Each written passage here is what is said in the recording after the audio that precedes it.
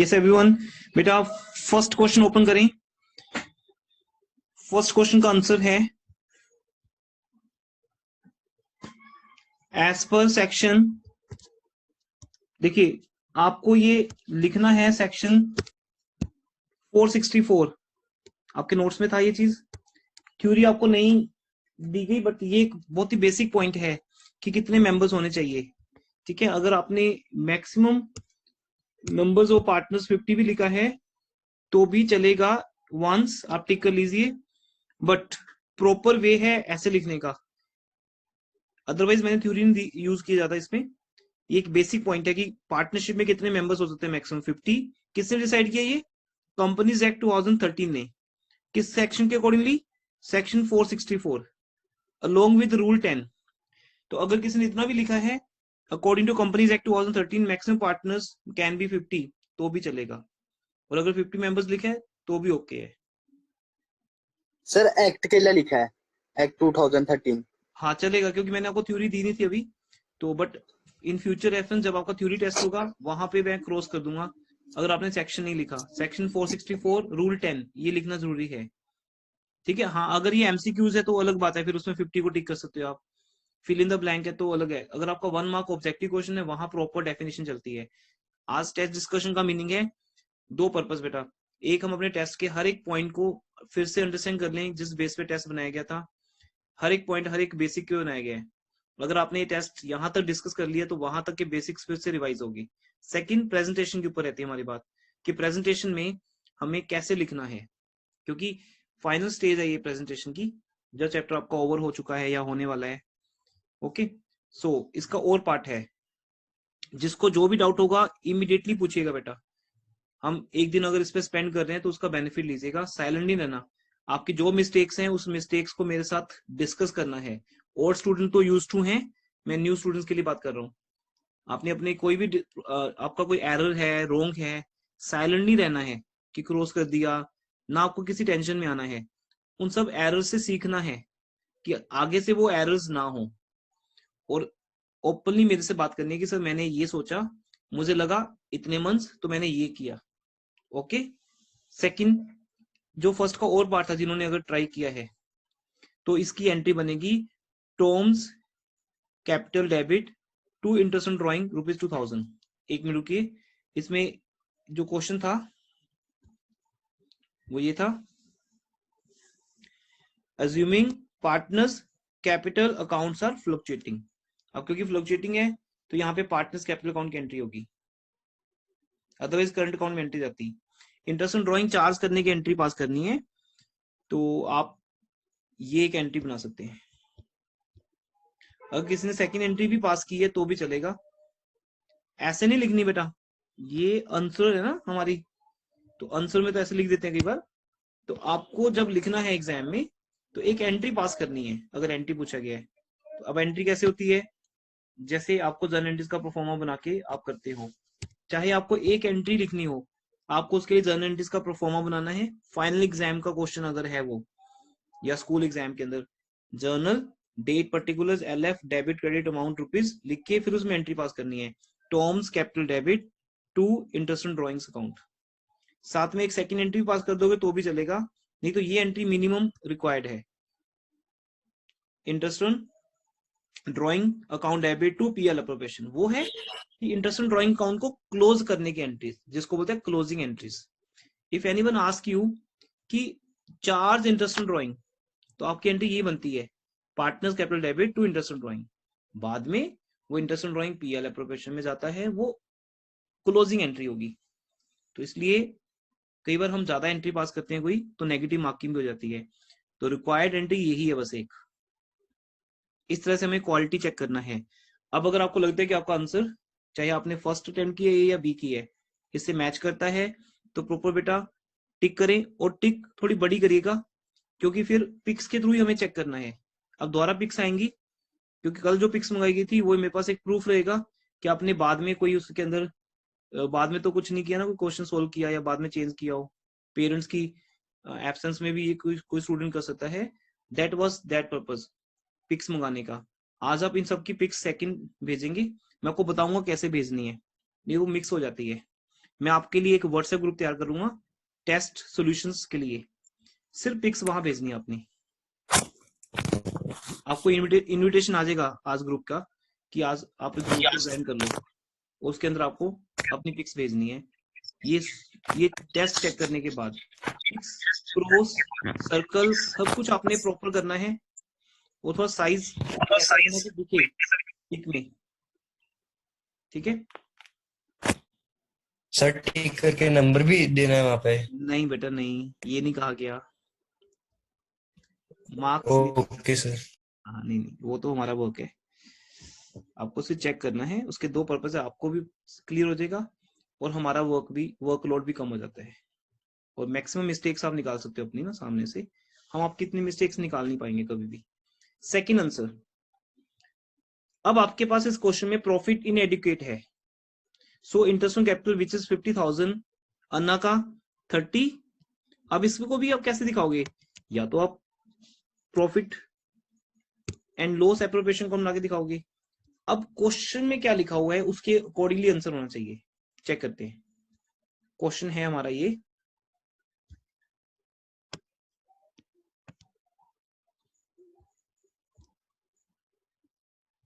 Calculate amount of profit to be distributed. देखो उसने ये नहीं कहा शो डिस्ट्रीब्यूशन। अब कल जैसे एक स्टूडेंट था जो, एक क्या 3-4 स्टूडेंट के मुझे व्हाट्सएप आए थे बीच में ही, calculate the amount of profit to be distributed, कि सर पीएल एप्रोप्रिएशन बनाना है या ऐसे दिखाना है। तो ये आपका फर्स्ट टेस्ट है, तो आपको यहां से समझ आएगा। देखो सी उसने लिखा है calculate the amount of profit, तो आपको सिर्फ प्रॉफिट की अमाउंट ही बतानी है ना। अगर वो लिखता शो डिस्ट्रीब्यूशन ऑफ प्रॉफिट या how to distribute the profit, फिर आपको अकाउंट बनाना है PL appropriation. Otherwise till that date आपको सिर्फ क्या करना है, टिल दैट पॉइंट कि सिर्फ प्रॉफिट दिखाओ, तब तक आपको सिर्फ अमाउंट आंसर निकाल के दिखाना है। अब इस क्वेश्चन में क्या हाईलाइटेड है, calculate the amount of profit to be distributed, तो दैट्स वाई आपको सिर्फ बेटा इसमें प्रॉफिट बताना है। अब आप अपने अगर पीएल एप्रोप्रिएशन बनाया है तो भी चलेगा, क्योंकि वो भी एक वर्किंग नोट में माना जाएगा। पीएल एप्रोप्रिएशन तो है ही बढ़िया ना, बट आप अपना टाइम सेव कर सकते हो। 1 मार्क का क्वेश्चन है, पीएल एप्रोप्रिएशन बनाओगे तो टाइम वेस्ट नहीं होगा आपके लिए। सिंपल लिखो कि profit is inadequate 45,000 whereas interest on capital is required 50,000, so 45,000 will be shared in the interest ratio 3:2।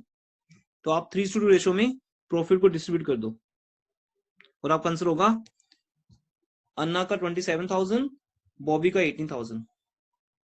अब अगर आपका ये आंसर है तो इसको टिक करिए, ठीक है। आप अपना एस्टिमेट लगा सकते हो, आप अपना कहीं भी आंसर शीट में लिख सकते हो स्मॉल सा 1 या कुछ आप एस्टिमेट लगा सकते हो अपना, ठीक है। कहीं भी आप बिल्कुल शार्पली लिख सकते हो 1 मार्क 1 मार्क। लेफ्ट साइड पे रखिएगा, टीचर ऑलवेज मार्क्स आपको राइट हैंड साइड पे देगा, आपको लेफ्ट साइड पे अपनी मार्किंग करनी है, बिल्कुल अपने जैसे अपने लिए करनी है। मीन्स गॉट इट, क्या बोल रहा हूँ, ताकि वो सिर्फ आपको समझ आए, चेकिंग में हमें डिस्टर्बेंस ना आए, क्विक रेट। तो आप अपना लिख सकते हो, यहाँ पे आपका 1 मार्क आ गया, यहाँ पे 1 मार्क आ गया, तो आपको आज ही टेस्ट की असेसमेंट मिल जाएगी, अदरवाइज आपको डेज लगेंगे वापस होने में। Third question sir. हाँ जी सर क्वेश्चन में तो रेशियो 5:3 दी है। राजेंद्र, क्या बात कर रहे हो आप? अब ये चीज समझानी पड़ेगी द्वारा कि अगर प्रॉफिट कम है तो उस प्रॉफिट को हम इंटरेस्ट की रेशियो में डिस्ट्रीब्यूट करते हैं। यही तो मेन पॉइंट है आपको जो याद रखना है, कि जब प्रॉफिट कम होता है और इंटरेस्ट कैपिटल ज्यादा ओके होता सर, है, आगे समझ। तो 5:3 बीच में कहां से आ गया, वो प्रॉफिट रेशियो है, उसे नहीं यूज करना कभी। प्रॉफिट थोड़ी बचा आपके पास, ये मिस्टेक नहीं कर सकते आप, एक्सपेक्टेड नहीं है ये मिस्टेक। यस थर्ड को, हाँ जी और कोई? सर हाँ जी सर मैंने लिखा है no profit will be distributed as there is insufficient profit to pay the interest on capital too. नहीं बेटा नहीं, सर बाद में वर्किंग नोट बना के दिखा दिया कि कैसे इंटरेस्ट ऑन कैपिटल प्रॉफिट से ज्यादा है, इस तरह सर बाकी डिस्ट्रीब्यूशन नहीं करी है रोंग है बेटा, इंटरेस्ट ऑन कैपिटल की। क्रॉस करो वो, क्योंकि ये कैसे कह रहे हो आप, हमें पता है कि जब इंटरेस्ट ऑन कैपिटल ज्यादा होता है, प्रॉफिट कम होता है, तो हम उस प्रॉफिट को ही डिस्ट्रीब्यूट करते हैं as a interest on capital in the ratio of interest. आपने लिख दिया कि प्रॉफिट नहीं दिया जाएगा।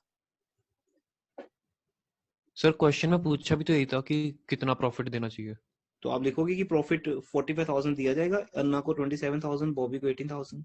बेसिकली बेटा आंसर तो देखो प्रिसाइज होते हैं ना आंसर, बिल्कुल 1 मार्क वाले क्वेश्चंस की। जहां हम कोई थ्योरी क्वेश्चन लिख रहे हैं 3 to 4 मार्क्स में, वहां सब्जेक्टिव होता है कि चलो ये भी लिख सकते हैं। अभी यहाँ आपका एक आंसर है जो आपको समझना है कि ऐसे केस में हमेशा जो 45,000 का प्रॉफिट होता है वो पार्टनर्स को मिलता है एज ए इंटरेस्ट रेशियो। मिलता तो प्रॉफिट ही है ना, तो how much amount every partner will gate. तो यू विल से अन्ना को 27 और बॉबी को 18,000। ठीक है, excuse me sir. Yes sir जैसे जब प्रॉफिट्स इन एडिट होते हैं तब हम हाँ। इंटरेस्ट एंड कैपिटल की रेशियो देते हैं या फिर सारी अप्रोप्रिएशंस प्लस करके रेशियो देते हैं? सारी बेटा सारी अप्रोप्रिएशंस। अब अगर इस क्वेश्चन में ओके इंटरेस्ट एंड कैपिटल के अलावा पार्टनर सैलरी भी मांगते तो हम उनकी सारी डिमांड्स को ऐड करते हैं। मैंने ऑलवेज इसके लिए डिमांड वर्ड यूज किया, आपने कभी चेक कर लो। हम उनकी सारी डिमांड्स को ऐड करते फिर एक रेशो बनाते। Got it? Yes sir. हाँ, तो उस रेशो में देखो क्वेश्चन क्या है, calculate the amount of profit to be distributed between the partners. Kunal का पॉइंट है कि सर हम उनको प्रॉफिट दे नहीं रहे, तो बेटा प्रॉफिट का मतलब आप सिर्फ डिविजल प्रॉफिट ले रहे हो। कुणाल सुन रहे हो बात? Profit doesn't mean only डिविजल profit. Kunal is talking about डिविजल profit, वो तो इस क्वेश्चन में है ही नहीं। मैं भी ये कह रहा हूं, और राजेंद्र को मैंने इसी बात पे डांटा कि नहीं प्रॉफिट ही नहीं है जब, तो आप प्रॉफिट रेशियो कैसे यूज कर सकते हो 5:3? लेकिन प्रॉफिट डिस्ट्रीब्यूट तो होता है ना। या तो हम ये कह सकते हैं कि जब प्रॉफिट्स कम हो तो डिस्ट्रीब्यूट नहीं होते। क्या इस स्टेटमेंट पे यस और नो बोलोगे आप? प्रॉफिट जब 45,000 होता है और इंटरेस्ट कैपिटल ज्यादा होता है तो हम प्रॉफिट डिस्ट्रीब्यूट नहीं करेंगे। क्यों नहीं करोगे? क्या वो प्रॉफिट बिजनेस अपने पास रखेगा? नो। देखो बेटा ये आपका 1 मार्क, आपका 1 मार्क कटवा देगा। 80 में से 79 रह जाएंगे, टारगेट तो नहीं होगा पूरा। अगर ऐसे करते करते आपने 2-4 मिस्टेक्स कर दी तो फिर 80 में से 75 72 तो नॉर्मल मार्क्स माने जाएंगे ना। अगर आपका टारगेट है कुछ 80 आउट ऑफ 80 तो आपको बहुत प्रिसाइज होना पड़ेगा। जितना मैं आपके लिए हार्डवर्क कर रहा हूँ उससे डबल आपको खुद के लिए करनी पड़ेगा हार्डवर्क, क्योंकि आपका अपना एम है। आपको हर एक चीज को प्रॉपर तरीके से समझना पड़ेगा और उसकी नोट्स मेकिंग करनी पड़ेगी। और आज के लेक्चर का भी नोट्स मेकिंग होगा ऑब्वियसली। आज का लेक्चर तो है ही इंपॉर्टेंट, जब आपका पूरा एक रिजल्ट है 3 वीक्स के हार्डवर्क का, कि अगर प्रॉफिट कम है तो प्रॉफिट तो डिस्ट्रीब्यूट होगा, बस उसको डिस्ट्रीब्यूट करने का वे चेंज हो गया हमारा, उसको हमने इंटरेस्ट रेशो में दे दिया। और सेकंड डाउट है कि अगर इंटरेस्ट के बाद सैलरी भी होता तो ठीक है ना, इंटरेस्ट प्लस सैलरी करके अन्ना का होता, फिर ऐसे इंटरेस्ट प्लस सैलरी बॉबी का होता, या किसी की सैलरी नहीं भी होती, डजंट मैटर, जो भी टोटल आता उसकी रेशो ले लेते और आंसर आएगा profit will be distributed in the ratio this. Profit doesn't mean डिविजल profit. डिविजल profit is a part of profit. Profit means net profit. I think सबको अपने आंसर मिल गए होंगे। Still doubt? यस। अब बेटा थर्ड क्वेश्चन में आते हैं। अगर कंपनी के पास फर्म के पास लॉस है और इंटरेस्ट ऑन कैपिटल देना है तो आपका आंसर होगा no interest on capital will be provided in case of loss. Loss के केस में इंटरेस्ट ऑन कैपिटल नहीं दिया जाएगा। तो यही हमारा आंसर होना चाहिए। यहाँ पे रीड कर सकते हैं एवरीवन?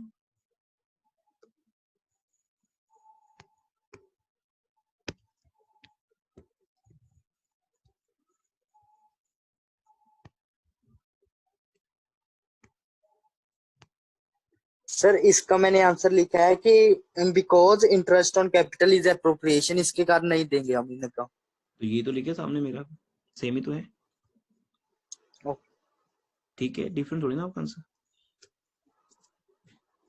डिफरेंट तब होता अगर आप बोलते मैंने लिखा है कि इन केस ऑफ चार्ज फिर हम देंगे, ये सब बातें तो लिखते आप, वो नहीं लिख सकते। अगर आप में से कोई एक स्टूडेंट, मैंने कल देखे थे ना आपसे मुझे मंगाए थे कुछ एक स्टूडेंट्स का रैंडमली, जितना मेरे पास टाइम था, 1-2 स्टूडेंट ऐसे हैं जिन्होंने ये भी लिख रखा है कि सर इन केस ऑफ अगर चार्ज है तो हम ऐसा करेंगे। बेटा फिलोसफी नहीं चाहिए वहां पे, आपको एग्जैक्ट आंसर चाहिए 1 मार्क में।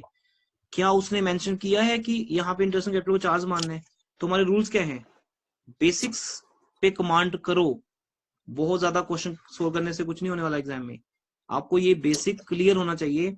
अगर क्वेश्चन में ये नहीं लिखा कि इंटरेस्ट ऑन कैपिटल क्या है, तो interest on capital always appropriation है, और इन केस ऑफ एप्रोप्रिएशन अगर लॉस है तो हम इंटरेस्ट ऑन कैपिटल नहीं देते।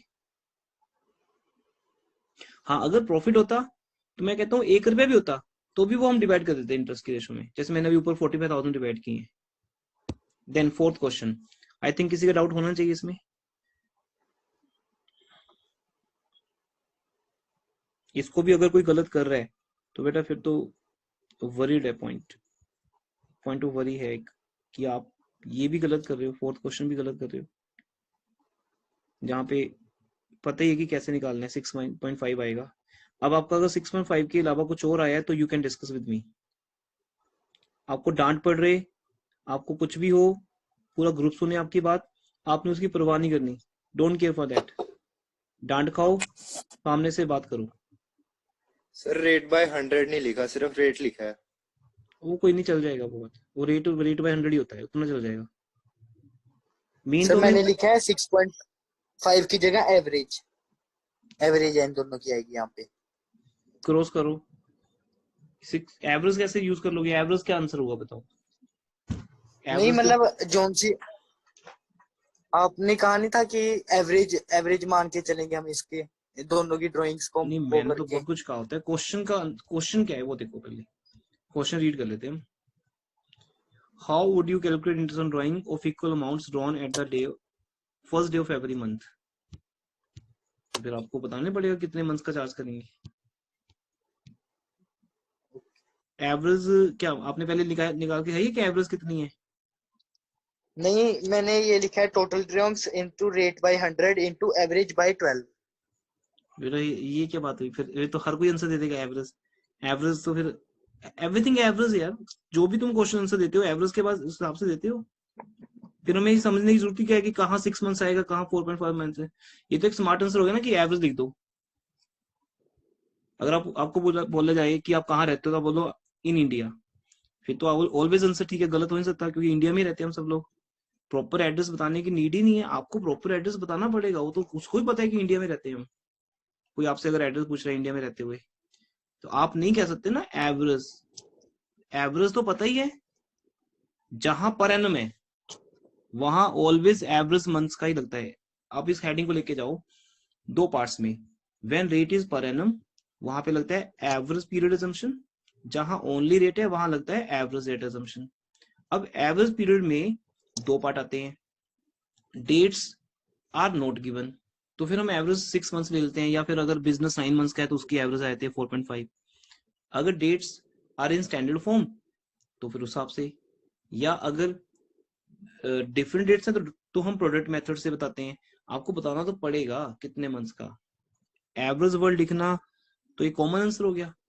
अब आप इस क्वेश्चन को चेंज कर लो, मैं आपको लिखाता हूँ last day of every quarter, next last day of every month, तो एवरेज आंसर तो कॉमन है। फिर इसको कोई ठीक नहीं करने वाला। क्रॉस करिए, no claim can be entertained. Fifth question, जब आपको सब कुछ पता ही है तो आप अपनी नॉलेज को क्यों प्रिसाइज कर रहे हो कि इतना लिमिटेड कर रहे हो कि एवरेज वर्ड लिख रहे हो? आपको नहीं पता कि एवरेज में कितने मंथ्स होते हैं? लिखना पड़ेगा आपको, चाहे आप कैलकुलेट करके ना दिखाओ क्योंकि 1 मार्क का क्वेश्चन है कि फर्स्ट डे से लास्ट डे तक कितने मंथ्स बनते हैं, पर आपको दिखाना पड़ेगा कितने मंथ्स। Next sir. हाँ जी। सर जैसे सेकंड वाले क्वेश्चन में था कि हमने इंटरेस्ट की रेशियो निकाली, पर जैसे क्वेश्चन में दिया है 5:3 की रेशियो में डिवाइड करते हैं, पर अगर मान लो दूसरे बंदे की कैपिटल ज्यादा हो और उस पर इंटरेस्ट भी ज्यादा ही होगा, फिर हाँ, तो रेशियो उल्टी नहीं हो जाएगी? नहीं, जो मर्जी उल्टा हो सीधा हो, बस आपको इंटरेस्ट की रेशो देनी है। इंटरेस्ट की रेशो अच्छा, फिर वो मैटर नहीं करता? नहीं, वो क्या मैटर करता है? जब आप इंटरेस्ट ऑन कैपिटल दे रहे हो तो आपको इंटरेस्ट ऑन कैपिटल की रेशो लेनी पड़ेगी ना। इस बात से थोड़ी मैटर करता है कि प्रॉफिट रेशो उससे कम है कि ज्यादा है। इंटरेस्ट रेशो क्या है, और अगर सैलरी देनी है तो सैलरी भी ऐड करके रेशो क्या बनती है। मेनली मीनिंग है कि 45,000 का प्रॉफिट आपको कैसे डिस्ट्रीब्यूट करना है। तो पीएल एप्रोप्रिएशन बना के दिखाओगे और कितना कितना अमाउंट प्रॉफिट का मिलेगा वो आपको निकाल के दिखाओगे। जो मेरा क्वेश्चन था कि how much amount of profit, तो पीएल एप्रोप्रिएशन बना के दिखा दो, ये आपकी चॉइस है। बट 45,000 के दो पार्ट किए जाएंगे, अमाउंट्स आएंगी ए और बी को कितना मिल रहा है। प्रॉफिट शेयर रेशियो तक तो पहुंचना ही नहीं ना किसी ने, वो तो दूर रहेगी। ठीक है, प्रॉफिट रेशियो तो तब यूज होती है जब आपके पास डिविजिबल प्रॉफिट हो। इस क्वेश्चन में डिविजिबल प्रॉफिट तो है ही नहीं, तो आप ये लिख सकते हो साथ में कि as is no divisible profit remaining in hand, so 5:3 ratio will not be used. Only partner will get, they are entitled to get interest on capital to the extent of 45,000 in this ratio. Okay sir. फिर वो amount निकाल के दिखानी पड़ेगी, क्योंकि question तो profit के ऊपर है, ये तो है ही नहीं कि रेशियो कौन सी होगी। 6 क्वेश्चन बेटा। सर हाँ जी, सर अगर फोर्थ में एवरेज पीरियड लिखा है और आगे कैलकुलेट करा है तो सही होगा वो? हाँ, अगर आपने एवरेज पीरियड लिख के नीचे एवरेज पीरियड निकाल के दिखाया है फिर तो ठीक है। मुझे 6.5 चाहिए बस आपके आंसर में। यस सर, वो तो कर दिया। हाँ दैट्स राइट, फिर आप टिक करो। Okay sir.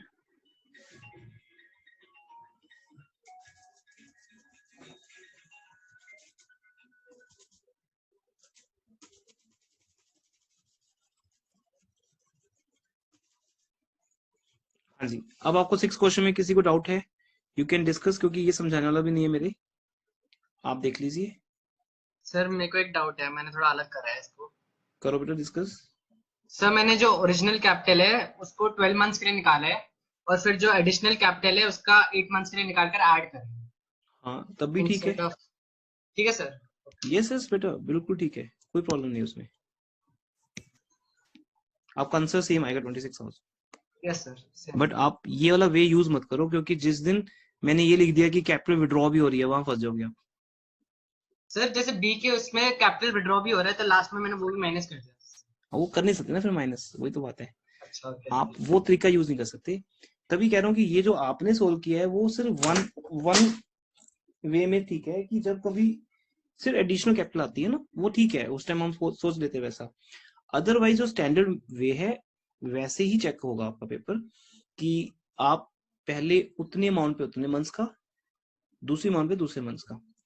अकाउंट्स में ना ये क्या होता है कि हम अपनी तरफ से कोई तरीका यूज नहीं कर सकते मैथमेटिकली, ये पॉसिबल नहीं है। बेटा 1 मिनट होल्ड करेंगे, 1 मिनट। हेलो,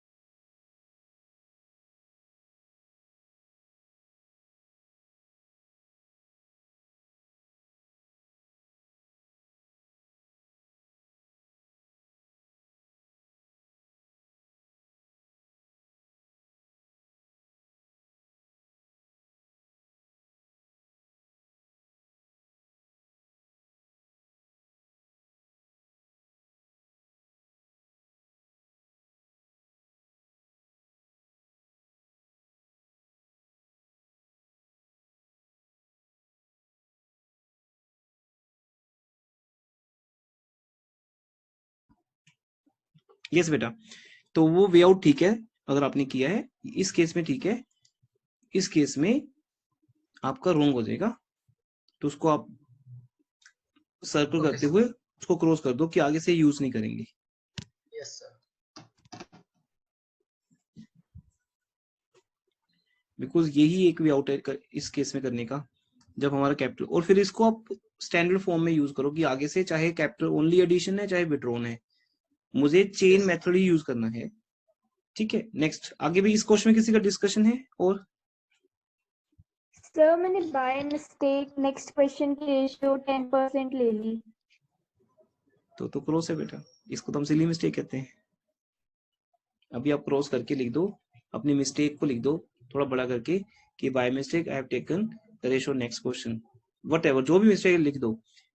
बेटा लिखने से पता है क्या एक मैजिकल इफेक्ट होता है, ये गलती दोबारा नहीं होगी, ये आपको मैं बिलीव के साथ कह रहा हूँ 100%।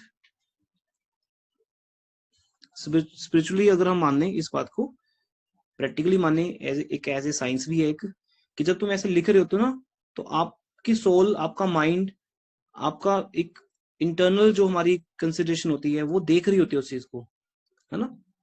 तो वो देख रही होती है कि आपने ये गलती की है।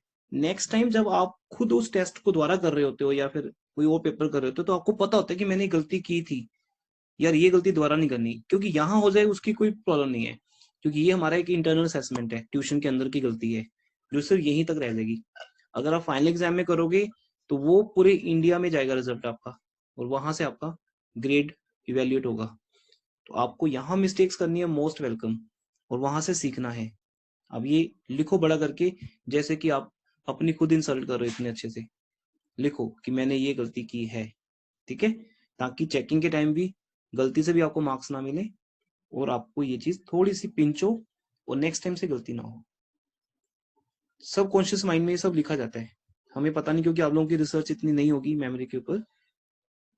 मैंने कई चीजें की हैं इसके अंदर रिसर्च में, तो जब आप ये लिखोगे तो मैं श्योरिटी देता हूँ आपको ये मिस्टेक आपसे दोबारा नहीं होगी। बट अभी तो उसका कुछ हो नहीं सकता, अगर आपने रेट गलत ले लिया, रेट ही बोल रहे हो ना आप, यस सर।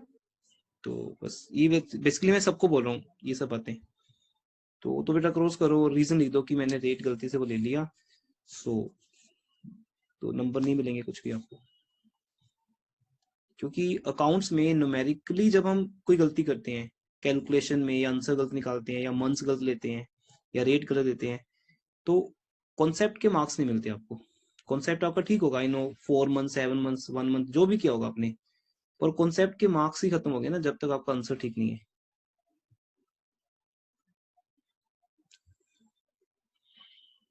दोनों चीजें ठीक होंगी तो जाके मार्क्स मिलेंगे, कॉन्सेप्ट एंड कैलकुलेशन, इसलिए थोड़ा सा हार्ड हो जाता है मार्क्स लेना अकाउंट्स में। 7th, हाँ जी 7th के ए पार्ट में 7.5 मंथ्स का इंटरेस्ट निकालने 12 प्लस 3/2, ऐसा आप थोड़ा सा दिखा भी सकते हो इन शॉर्ट, जब आपको लगता है 3 मार्क्स का क्वेश्चन हम सोल्व कर रहे हैं। 12 प्लस 3/2 7.5, और टोटल ड्राइंग्स होगी 3600 इंटू 4 14,400। मैं आपको मेन चीज हाईलाइट कर देता हूँ, पहले टोटल ड्राइंग चेक करो बेटा, आपने की है टिक कर दो, 7.5 मंथ्स लिए हैं टिक कर दो, आंसर टिक कर दो 900, आपको मार्क्स मिल गए। सर हाँ जी सर मैंने वो जो 14,400 है वो दिखाया नहीं है कि 3600 मल्टीप्लाई बाई 4, वो दिखाया नहीं है, सीधा किया है। तो लिखो बेटा अपने रेड पेन से, किससे लिख रहे हो, लिखो मिस्टेक, ये मिस्टेक है। अब वो असेसमेंट के टाइम आपका आधा नंबर कटेगा या नहीं कटेगा, वो कई चीजों पे डिपेंड होता है कि आपने पहले की परफॉर्मेंस कैसे की है। अगर आप अच्छा इंप्रेशन बना लेते हो टीचर के ऊपर अपने बाकी के 6 क्वेश्चन से, तो वो इस माइनर मिस्टेक को इग्नोर भी कर देगा। पर अगर आप हर क्वेश्चन में ऐसे मिस्टेक करते आ रहे हो, ऊपर से आपकी हैंडराइटिंग भी बेकार है, ऊपर से आपके सेकंड पेज पे ही कटिंग है, आपने क्वेश्चन किया फिर क्रॉस कर दिया, इट शोज कि आप उस लेवल के स्टूडेंट नहीं हो जो सेकंड क्वेश्चन या सेकंड पेज पे ही डिस्टर्ब हो गया, तो ऑब्वियसली आपका इंप्रेशन डाउन होगा एग्जामिनर के सामने। ये सब बातें वहां डिपेंड करती हैं। अगर आप सब ठीक कर रहे हो पहले वाला तो मैं इग्नोर भी कर दूंगा, ये सब बातें हमारे लेवल की हैं। आपको तो अपनी गलती लिखनी है, ये मिस्टेक है, जब तक आप दिखाओगे नहीं ड्राइंग 4 बार हुई है तो क्वार्टरली का मीनिंग कैसे सामने आएगा। फिर 14,400 आपको कैसे पता, वो तो चीटिंग होगी। आपको कैसे पता 14,400 आया है, टेल मी, जब वो क्वेश्चन कर रहे हो। सर वो थोड़ा उसमें पीछे क्या है सर, आप क्या है पीछे उसमें किया नहीं, वो पहले उसमें कर रहा था। फिर वो पीछे जाके कौन चेक करेगा आपके, उस जहां भी आपने रफ किया है वहां कौन जाएगा चेक करने, ये तो रॉन्ग बात है। जबकि मैंने स्पेशली कहा भी था कि पहले टोटल ड्राइंग्स का स्टेप आता है, जहां लिखा रहता है 600 per month into 12 months into 4, ये तो आपके नंबर पक्का कटेंगे ही। तो चाहे हमने यहाँ पे एक बार दिखा दिया तो कैलकुलेशन इजी करने के लिए बाद में 3600 इंटू 4 कर सकते हैं। कहाँ दिखा दिया पहले, यहाँ पे चाहे एक बार ऊपर दिखा दिया, हाँ बस एक ही बार दिखाना है, और कहाँ हाँ जी, फिर जब हम कैलकुलेशन करेंगे तब 3600 into 4 ही लेंगे। नहीं, जब कैलकुलेट करोगे तो 14,400 लिखोगे। Not getting your point. जब आपने एक बार यहाँ दिखा दिया, ये आपने दिखा दिया एक बार, उसके बाद तो फिर आप सीधा 14,400 यूज करोगे ना, या मैं यहीं पे कह रहा था दिखाओ। जैसे 412 से कट, क्या बोल रहे हो? जैसे 412 से कट जाएगा ना तो बाद में इजी हो जाएगा। मुझे आपकी बात समझ नहीं आ रही है, आप मुझे बाद में वॉइस मैसेज भेज देना। 3600 into 4 into 10/100 ऐसे भी कर सकते हो आप सीधा। मैं यही कह रहा हूँ सर। हाँ बस ये ठीक है, मुझे ओके सर। एक जगह चाहिए ये चीज बस, वो चाहे आप जहां आंसर निकाल रहे हो वहां दिखा दो या पहले दिखा दो, डजंट मैटर। हाँ जी अब सर। आप ये वाला स्टेप स्किप करते हो फिर गलत है। तो फिर 14,400 कैसे आ रहा है, आप ये बताओगे थोड़ी साथ में जाके कि मैंने रफ निकाला था भाई। वो तो ये माना जाएगा कि कोई फ्रेंड आपको लिखवा रहा है और आप लिख रहे हो, किसी को देख के लिख रहे हो किसी का।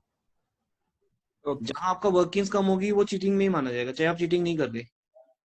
वो एक प्री अजम्पशन है एग्जामिनर की। अगर आपको पता है कैसे निकलता है तो दिखाओ प्रॉपर। सेकंड केस बेटा, बी केस में आओ। तो यहाँ ए और बी दोनों केस करने थे आपको, मतलब 1-1 मार्क के तीनों केस हैं। अब क्योंकि 1-1 मार्क के तीनों केस हैं तो आप शॉर्टकट यूज कर सकते हो, मतलब एक लाइन में आंसर निकाल सकते हो। ये कह रहा हूँ, ये आपको देखना है कि जो मैं क्वेश्चन कर रहा हूँ वो कितने मार्क्स का है। अब आपको पता है कि मैंने 3 मार्क्स में सिर्फ आपको 3 केस दिए हैं, मीन्स 3 मार्क्स में 3 केस दिए हैं। तो किसी भी केस की वैल्यू 1 मार्क है, तो 1 मार्क के लिए आप ठीक है एक लाइन में लिख दोगे तब भी चलेगा। इंटरेस्ट ड्राइंग दिस, ओके हो गया। फिर बी का case 1, interest drawing is equal to this, okay हो गया। और ये तो बहुत इजी केसेस थे। अगर 10% पर एनम है तो उस केस में 6 मंथ्स करेंगे, और अगर 10% पर एनम नहीं है तो फिर सीधा 10% करेंगे। तो ये एक बेसिक को सिर्फ रिमाइंड करवाने के लिए मैंने ये क्वेश्चन डाला है। नेक्स्ट टेस्ट से ये क्वेश्चन गायब हो जाएगा। Otherwise it's not a question, free के मार्क्स आपके लिए। पर जिन्होंने बी केस ट्राई किया है वो अपनी फिगर चेक कर सकते हैं।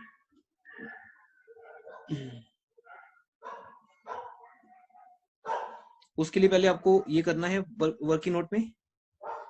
तो मुझे व्हाट्सएप ये भी आ रहा था कि सर 7th क्वेश्चन में पीएल कौन बनाए या वर्किंग नोट दिखाएं, तो आपको बताया तो हुआ है बेटा, दोनों चीजें कर सकते हो। तो why are you asking while question, तो मैंने उसका आंसर दिया नहीं व्हाट्सएप में।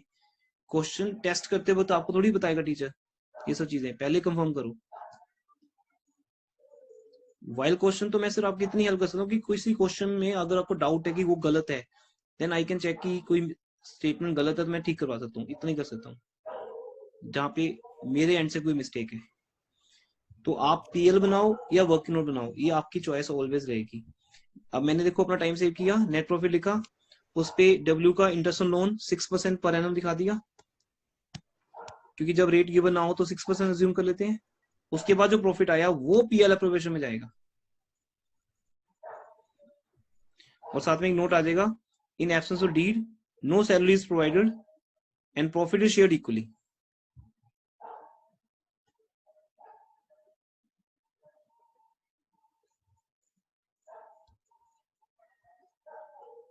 ठीक है। अब क्योंकि डीड नहीं है, सैलरी को लेकर डीड नहीं है इनकी, बट इंटरेस्ट ऑन कैपिटल को लेकर डीड है। This is very important point बेटा। अब ये भी हमारा एक बेसिक है कि अगर किसी की डीड है और उस डीड में इंटरेस्ट ऑन कैपिटल का पॉइंट तो लिखा है कि provide interest on capital at this rate, but there is no such agreement regarding salary. तो जो मर्जी ये लोग कह दें कि मैं एक्टिव पार्टनर हूं, मैं फुल डे काम करता हूं, जो मर्जी हाथ जोड़ के, है ना, जो मर्जी आपके सामने बैठ जाए, इनको सैलरी नहीं देनी आपने। तो बीओडब्ल्यू क्लेम करते हैं सैलरी तो नहीं देनी, लिख देना साफ, डीड में नहीं लिखा तो मैं नहीं दे सकता। ओनली इंटरेस्ट ऑन कैपिटल दूंगा, वो भी मैनेजर का कमीशन और इंटरेस्ट ऑन लोन